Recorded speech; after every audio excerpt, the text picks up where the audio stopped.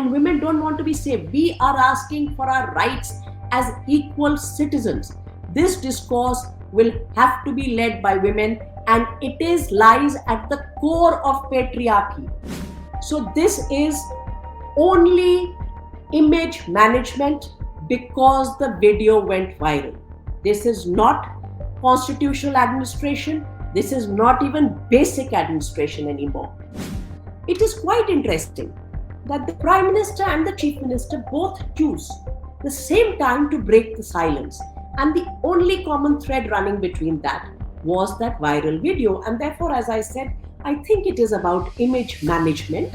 The nation's shame is that you have a central government and a state government that for over 2 months refused, not failed, refused to take any action on the sexual targeting and degrading of women.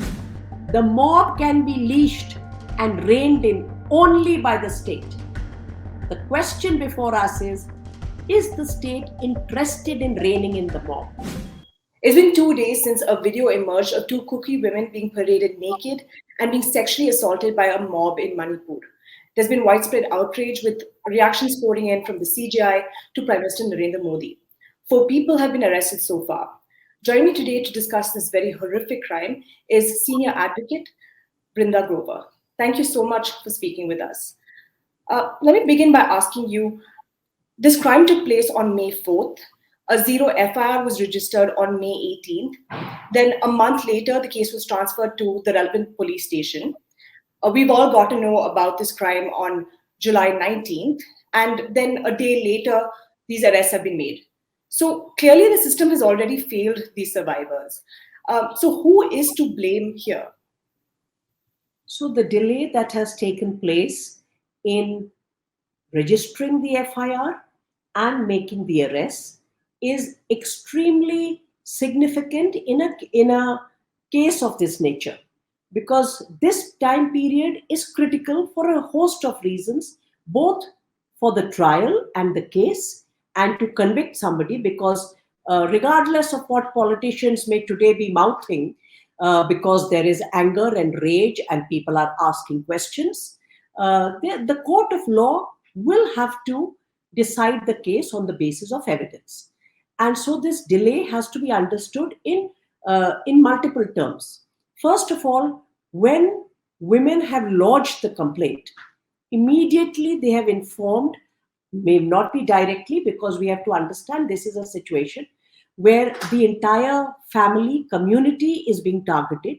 They are fleeing for their lives. The 2 male members of their family have been killed by the mob, and they are all perhaps living in camps or some other place where they cannot access the police station, the police, and go and record complaints. These are situations of duress, of coercive circumstances. In such circumstances, it is understandable if there is a delay on the part of the woman in lodging the complaint. But once the complaint has been brought to the attention of the administration, and I will pause here, the 2 women have said that when they were being paraded naked and dragged and sexually assaulted, the police was present. The police did not stop the mob. The police was just a bystander, and a policeman can never be a bystander by not intervening and not stopping the violence against them. The police officers, the police personnel have already committed a crime, and they have shown that they are partisan and they are complicit with the mob that is sexually assaulting the women. So there is no burden on the women to actually go and file a complaint. It is already in the knowledge of the police that such a sexual assault, disrobing and parading naked, all of which are sexual offenses under the Indian Penal Code, is taking place. So on 4th May itself, knowledge of this sexual assault and sexual offenses information was with the police. So we are going to take that as the starting point when the police and the state are meant to take steps and actions. And since the police is present, they can with their own eyes see who is committing the crime. They don't need a video to inform them who is committing the crime. So we are talking of a crime that occurred on 4th May, and the information of which was available on 4th May with police in Manipur, and therefore whether a zero FIR is lodged or not are not necessary in terms of law. The law is very clear. Information of a cognizable offense with the police means that you have to now start taking action, lodging an FIR. So the burden is not on the women, although they did lodge the FIR. The fact that it was then registered as a proper FIR much later, and of course nothing happens. So there are two things that we're hearing from no less than the chief minister of the state, who has suddenly found a voice and has apparently some action is now taking place. One, that this information therefore is with the state administration and the police, and we are going to assume that the chief minister presiding over this police and administration knows what is happening, and the officers are keeping him informed. The fact that there are multiple sexual assaults taking place, and there are some narratives, media reports that are now trickling out. Some had already come. In fact, there are media reports speaking about sexual violence a week ago before the video went viral. There were journalists who made the trek, who made the effort to write what was happening to the women who were being targeted because of their ethnicity. So this was known, and knowledge was both in the public domain and with the administration. So for him to say that we have learned of it now and taking action is a lie. The chief minister is lying to the women of this country, to the people of Manipur, and to the people of India. So we cannot accept this as a fact. Secondly, when he says that there are many cases, so we are trying to figure out what to do, is he therefore telling us that actually they are not in a position to safeguard lives and dignity of women? Then that is an admission, a public admission by a chief minister, that he is no longer able to provide you the most basic duty that any government has to perform, is to safeguard my life and dignity. And if they are unable to do it, then there are consequences that the Constitution prescribes. Thirdly, what we see is that till this video went viral, no arrests are made. To say that we don't know who they are, well, the women are telling you who they are. We know the place. The place was known. It must have been mentioned in the FIR. Which mob was there was known. So the arrests, etc., are only being made because they can no longer suppress the truth. The internet closure allowed the government to suppress the truth. So it is quite clear that the internet was not switched off because it was in any way enabling the state to perform its duty, but was actually suppressing facts and truth from the rest of the country. And just because it has now come out and people are asking questions and people are angry, there is image management at work. We are not looking at governance anywhere anymore. This is about image management, and he's actually saying it in so many words that the state has been insulted. And we still don't hear him talk about their right to justice. So the arrests that are being made is all part of an image management. This is not the only case of sexual violence, we are told by the chief minister himself. The other women are also awaiting justice. The other women also, we don't need to.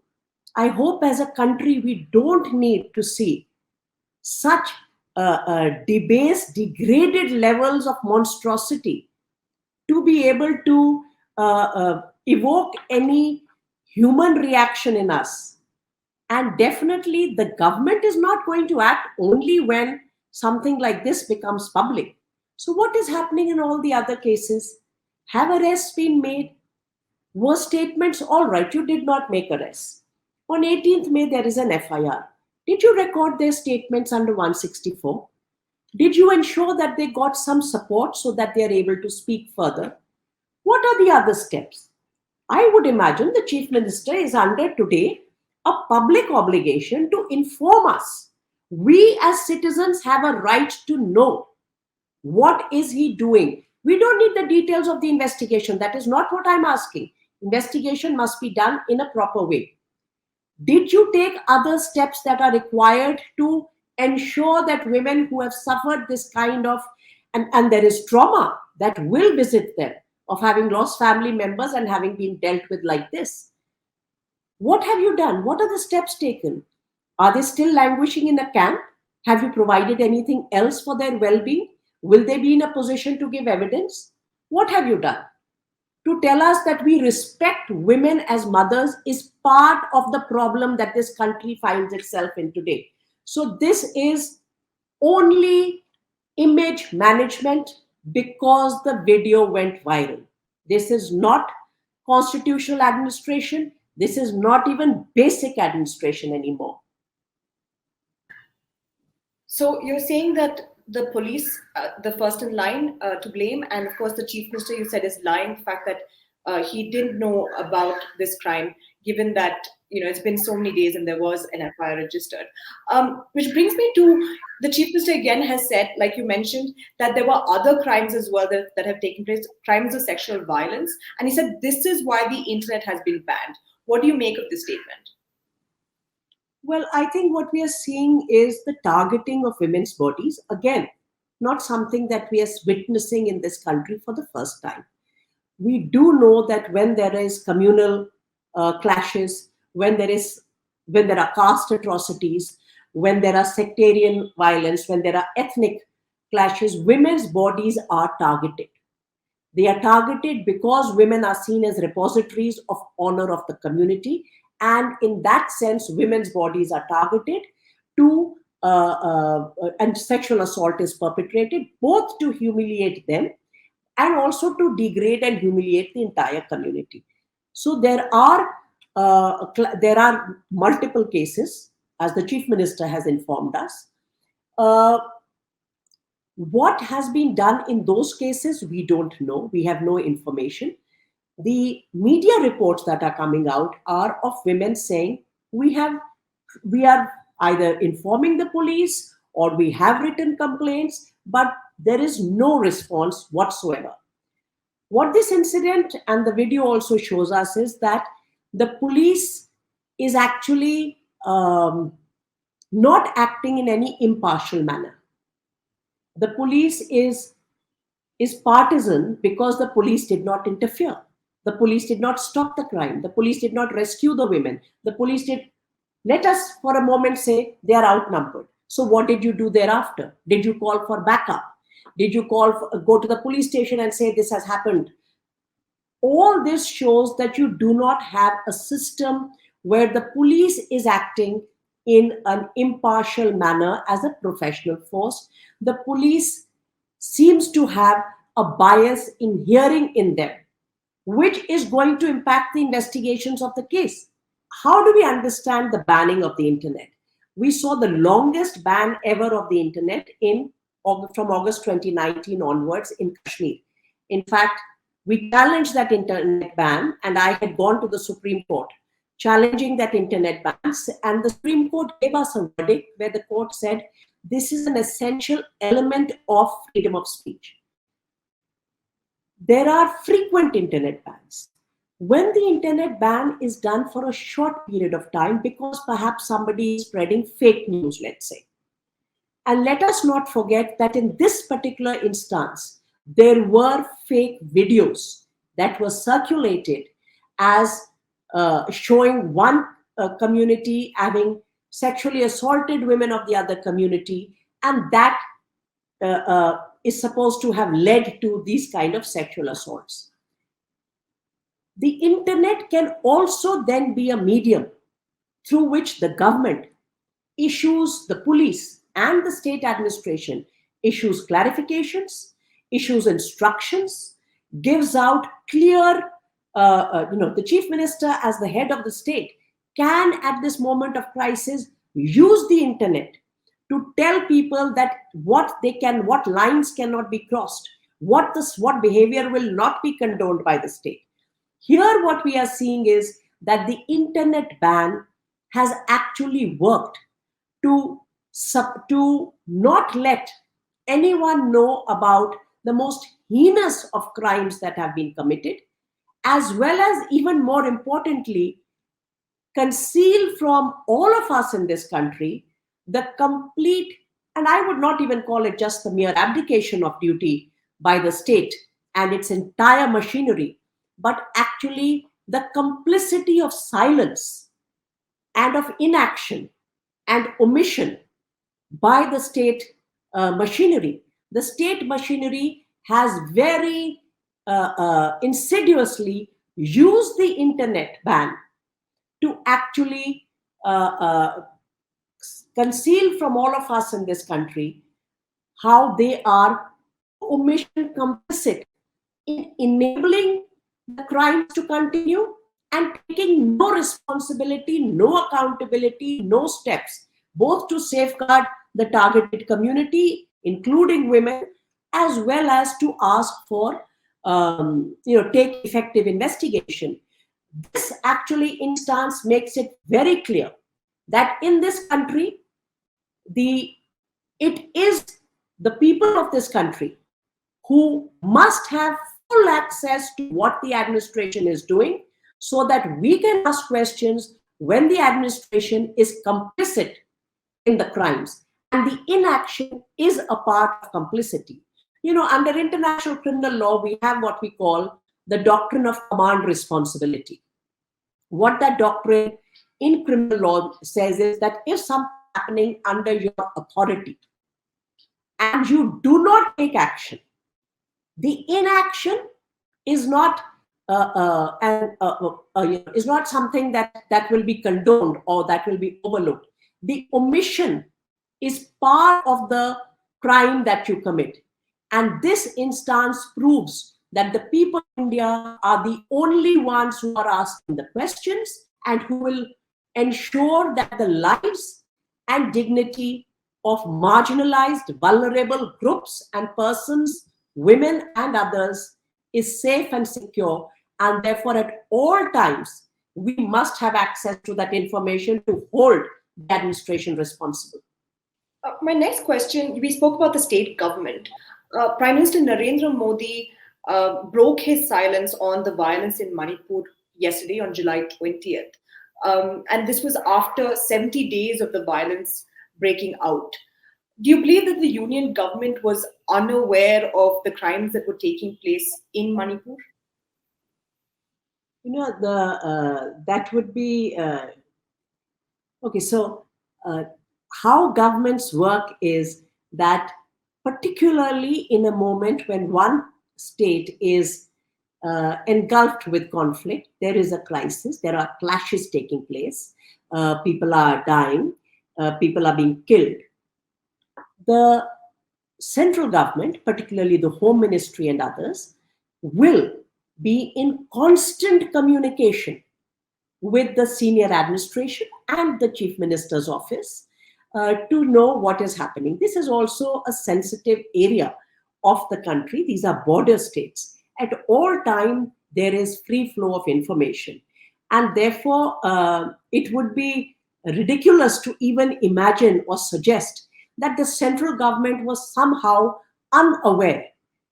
This government is self-professed strong government, and in fact it has coined this phrase called double engine ki sarkar, which I think translates into both at the center and at the state. If the same party is ruling, it is a much more effective and efficient administration pattern, delivery pattern. That is something that the Prime Minister has repeatedly in his public statements said. And we do know that presently it is the same party which is both in the center and the state. Even otherwise, the processes of administration require the state and center in such a situation to be very, very closely and in constant communication. In fact, the communication would be reaching the highest offices in Delhi. And therefore, we will assume that the Home Ministry, the PMO were all constantly informed of the nature of violence and the targeting that is taking place.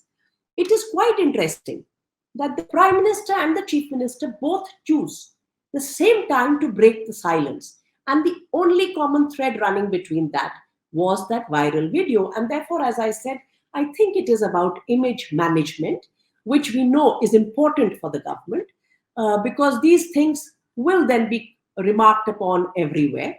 And therefore, we cannot for a moment imagine that this present government, the Modi government, was not aware or informed. They would be totally in the know. And therefore, if the inaction and omission of delaying justice in such serious, widespread crimes against women, which are now being called crimes against humanity, quite rightly, then that is a decision that was taken jointly, both in Delhi and in Imphal. One other reaction to the video is that this is a shame on the country. The chief minister has also said that there will be capital punishment for all the accused. So, what do you make of these reactions? Your thoughts? So you see, this whole element of shame is something we have to deconstruct, particularly in Indian society. The chief minister has also, for instance, said, among Meitei, women are worshipped as mothers. And today he says protests are taking place, and we, the women, are saying that this is unacceptable, and we will not have, we don't accept this kind of violence against women. So the whole notion of shame that we have is embedded in the bodies of women. And therefore, the sexual violence takes place because you are dishonoring the body. The body is supposed to be the property of the community and of the nation. The woman's body is her body. It is her bodily integrity and her sexual autonomy. When that offense is committed, shame is inflicted on her by the external society, which constantly refers to her as a mother and which keeps associating respect with her body. The shame is not internal to her. The shame is on the accused who have committed, the mob that abetted, on the policemen who looked the other way and therefore abetted the violence, and definitely on the central and state government that through its deliberate inaction allowed for this crime to continue, the rapes to continue, and sexual assaults to continue to happen. The shame is on all of them.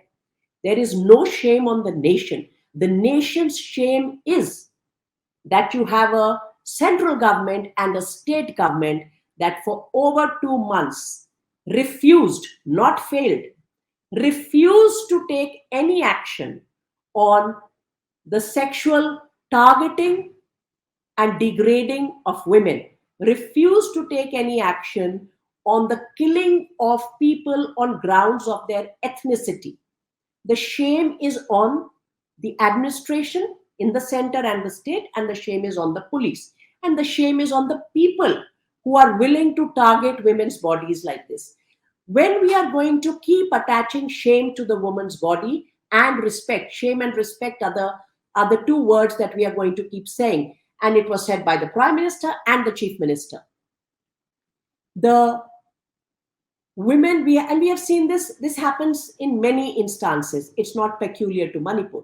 Whether the women will go forward and actually give evidence in the case will then be decided by somebody in the community, particularly the men of the community, because keeping silent about it is supposed to be what is good for the community. Not one whisper have we heard from either the Chief Minister or the Prime Minister saying that these women have to, how will they be encouraged? these notions of shame will keep on engulfing them, both internal to the community and external in our entire political discourse. All we are hearing is the nation is shamed, the state is shamed. The shame is on them. The woman's access to justice is actually hindered by these notions of shame. The stigma is constantly going to be attached. We know that communities are conservative, but that conservative, and if you go out and you speak about these crimes, and when you are a targeted community, you need to be in many ways, uh, be agree with your community. How will community elders, how will community leaders, who are usually men, how will they also move out of this framework when all that you are hearing even today is again the notion of shame playing a role? This is a targeting that is taking place, and we need to shift the terms of discourse, and the shifting will not take place by the political leaders of this country. They want us to remain within this rigmarole, because then less and less women actually are able to sustain. I'll give you an example here. A few months back this year in 2023, we concluded the trial in a case of gang rape of Muslim women who were targeted and gang raped during the communal riots in Muzaffarnagar in western Uttar Pradesh in September 2013. 7 women had approached the Supreme Court. The Supreme Court gave us a verdict in March of 2014 with specific directions for the rape victims and for rape trial. The passage of 10 years, and this is not incidental, this is designed to deter you from accessing justice. That passage of 10 years, only one woman was able to withstand and give evidence. Everybody else fell back. And we know how systems work, how you are coerced, persuaded, intimidated. This is what the toll is. And if we already have seen a toll of 2 months, not one word as to how they will take this forward. And I think it is shameful that a chief minister who does not bother to have anybody arrested is today showing us the lollipop, so to say, of death penalty. Where is the conviction? Who is here to talk about death penalty? The court will decide what will happen. This is simply, he's only saving his own image, because he today is in the dock. The death penalty is not going to do anything. He is still talking about what is being done in one case. There are many, many cases of sexual violence. Where is the investigation? What are the safeguards? How will women sustain themselves? When you are living in a relief camp, your entire family and home has been uprooted. How will you survive this? Where is your legal aid? Where is your protection? What have you offered them? You have a police that is complicit. There is nothing in place. This is simply, they're waiting for the issue to die out. That's all. You spoke about shifting the discourse when it comes to violence against women. What more can we do as a society to, break the stigma that is attached to such crimes? So first of all, I would say, and I like your question, what can we do as a society? This is not the burden of women.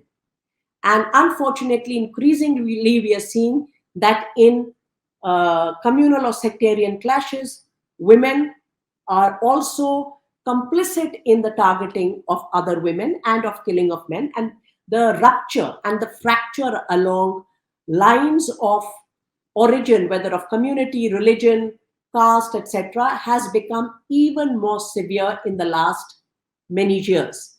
And therefore, we are actually at even the fracture and the rupture in society, where any kind of violence, irrespective of how horrific it is, we seem to be able to justify and legitimize it as human beings, as long as because the othering and the discourse on othering is so continuous and constant in our midst.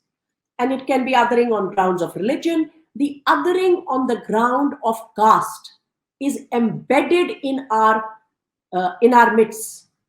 The parading of naked of Dalit women is the documentation of which over the years in villages, in towns would actually, if that kind of documentation was done, we would realize what we have been doing to women as a society. Because this othering, which both dehumanizes and demonizes, has rationalized it for us what kind of crimes can be inflicted on the other. And we see this coming to a peak during caste atrocities, communal clashes, ethnic clashes. What can we do as a society? We will have to, there is a political dividend that is, and many political parties do it. It's not just one. Some do it perennially, some do it occasionally, to keep on drawing dividends from the othering. And that is the way in which electoral politics works. The greater the rupture, the greater the electoral dividend. As a society, we will have to reflect both on who are women, what are women's bodies, how do we look at women's bodies, do we have, is there any basic humanity and decency that we are going to be talking about? And this conversation, let's be very clear, is not going to come from the political class. We have seen this in our recent history from 2013 to now. There will be some hysteria in parliament. Somebody will ask for castration, somebody will ask for death penalty, and sexual violence will continue because nobody wants to invest energy, resources. This requires a lot of investment by governments, and they are not going to do it. They stand to gain. It is the work of all of us as citizens. We are going to be living in the same country. We are going to have to talk about how do we look at our co-citizen, how do we look at women's bodies, how do we understand women, what is, and we need to understand that even today the chief minister said, in our culture women are seen as mothers. Isn't that part of the problem? Why don't you see women as human beings, as citizens? Mothers are the status of mother is to say, oh, we are going to give you a lot of respect. We want equality. We want to determine what we will do in our lives. To be mother, to be Devi, to be worshipped. You'll soon be told, very soon somebody is going to start chanting some elements of Manusmriti as to how highly respected women are. How many women are in the Hindu pantheon of goddesses? That has never saved women, and women don't want to be saved. We are asking for our rights as equal citizens. This discourse will have to be led by women, and it lies at the core of patriarchy. A militaristic, masculine model of leadership promotes patriarchy. The arming of citizens in multiple ways promotes patriarchy. And today we have a mob that has been unleashed.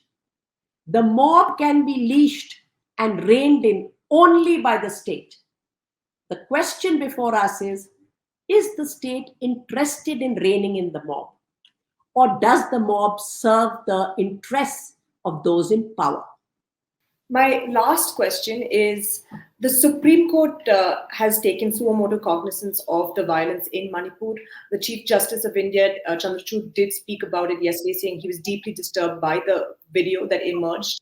The court has also asked the state and the union government to apprise it on the next steps. Do you think that a court monitored probe into the violence in Manipur is the need of the hour at the moment? I think it's extremely important that the Honorable Chief Justice of India took suo motu cognizance and made it clear that what this video has disturbed the judicial conscience. I think what needs to be understood is that the state will certainly come up with some replies, how 4 people, maybe by the time the hearing is next Friday, 10 people, 12 people would have been arrested. There'll be a fast track court in place. They're going to have the strictest of punishments, and that kind of shrill response, which we are by now a little accustomed to hearing, which may not necessarily translate to what happens on the ground, but definitely helps in getting the scrutiny of the court off the back of the state, may come. And I'm only second guessing what may or may not happen. And since we now know that it is not one instance and it is actually work of the media which is informing us about this, nothing short of constant monitoring by the court will give us any hope of even a semblance of investigation or a glimmer of hope of anybody being held responsible or accountable. And therefore, I think the monitoring by the court is very, very important, regardless of what the state may present. And the state may take steps, and the state should take steps. It's their job to take those steps. But the scrutiny by the court will be important, because the steps are to be taken not only in this case, and not only in cases of sexual violence, but also in cases of murder. And the state has shown that it's actually not discharging its constitutional duty. And that is why the Supreme Court has had to take suo motu cognizance. It's also true that these matters have been brought to the attention of the court, and the state has on each occasion said that everything is, that they're doing their best and they're bringing things under control. For the targeted group and the targeted community and the targeted women, the Supreme Court is that hope. And that kind of scrutiny is required. And it's very important for me to also mention here, we should not have reached this point. The Supreme Court cannot start monitoring everything. It's not the constitutional scheme. The executive has to discharge its duty. But this has brought to the fore that the executive is, and I will not use the word failed, the executive is refusing to discharge its duty towards the most vulnerable of its citizens today. And the constitutional scheme has an assumption that all organs will perform their role. Since the state has refused, since the center has failed to get the state to do its job, we have no other institutional mechanism. We have to burden the Supreme Court of India with this. So the Supreme Court is the hope, as Vrinda Grover said. Thank you so much for speaking with us. Thank you.